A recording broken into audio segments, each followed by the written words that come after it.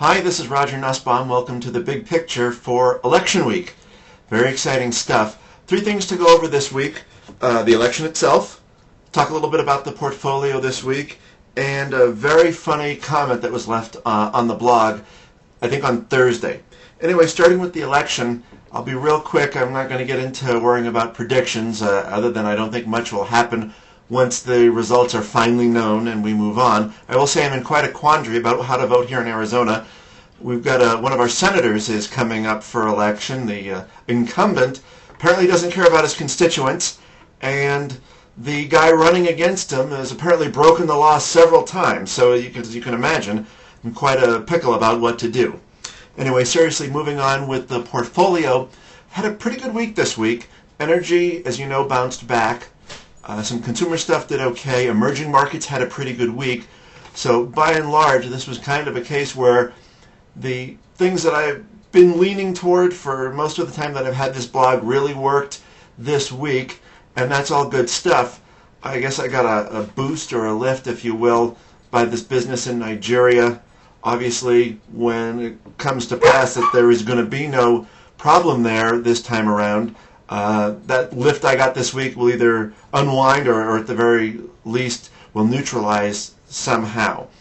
The point of that little bit was to realize that at different times your portfolio is going to do different things. This flat out, the market was down 0.9%, the S&P was, but I had a good week in the portfolio. There are going to be good weeks, there's going to be bad weeks sometime, or months or quarters or any other time frame.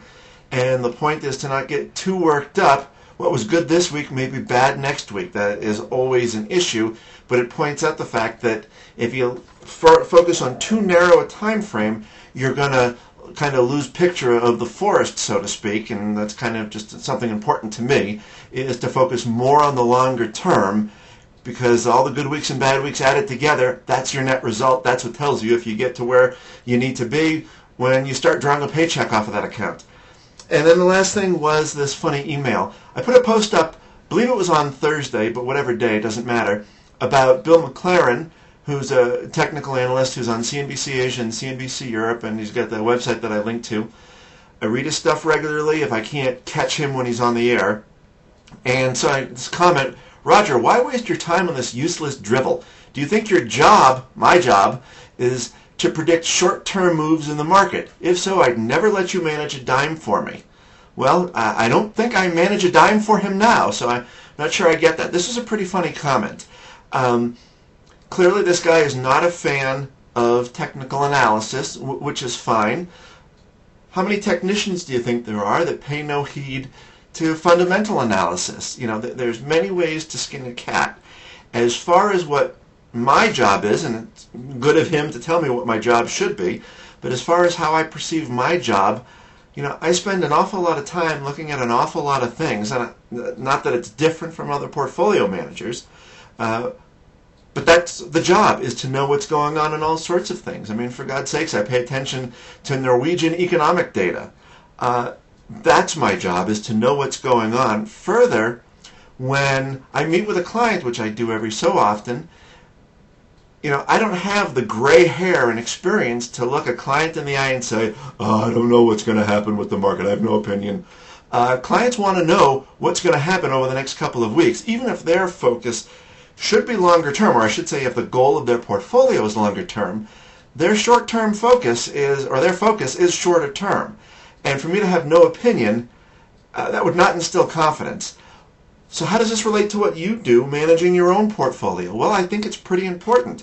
If you are smart enough to realize what you're really managing money for, which probably is your longer term, okay, but having your head in the sand about the short term probably doesn't make sense. If you're completely oblivious to things and the market goes on a 1 month 20% hit, which that happened in 1997, that happened in 1998, that happened in 2001. If you're oblivious to short-term things, I think you set yourself up for a whole lot more emotional angst, if you will, by not being in touch with these things. There was, when the Russian ruble thing was starting to happen in 98, along with the long-term capital, as the Asian crisis was starting to unfold in 97, obviously there was no real visibility to the terrorist attack on 9/11. But more often than not, there is visibility. These things do build steam, and if you're oblivious, frankly, I don't think you're doing your job. This notion of technical analysis and what Bill McLaren's trying to do, he gets a lot of calls right. He gets plenty of calls wrong. I think he's right far more often than not. To me, that adds value to what I'm doing. That puts me in touch with the short term. That combines with some of the longer term stuff that I write about, and that puts me where I think I want to be as far as knowing what's going on. Chances are, as you manage your portfolio, you want to have some grasp of what's going on, short and long term, and you're going to look at whatever it is that you think is important. If you're visiting this video today, if for some reason you think my site is important, and while I appreciate that, this can't be the only thing you look at. You've got to take in a whole slew of different things to get in touch with what's going on. So to this one guy, save your dime, maybe make a phone call, focus on what it is you need to focus on. This website is a diary of sorts of what I need to focus on, among other things, and I relay that to you. I think Bill McLaren's got some good input, and occasionally I share it. If you look through the archives of this website, it's pretty clear that I'm not a, lunch is a long-term type of guy. Just how I look at the world is a blend of short and long-term indicators and build the portfolio. Hopefully that makes sense. This is an ongoing topic, I'm happy to say, and will continue to evolve, so feel free to leave some comments. Have a good weekend and have fun at the election.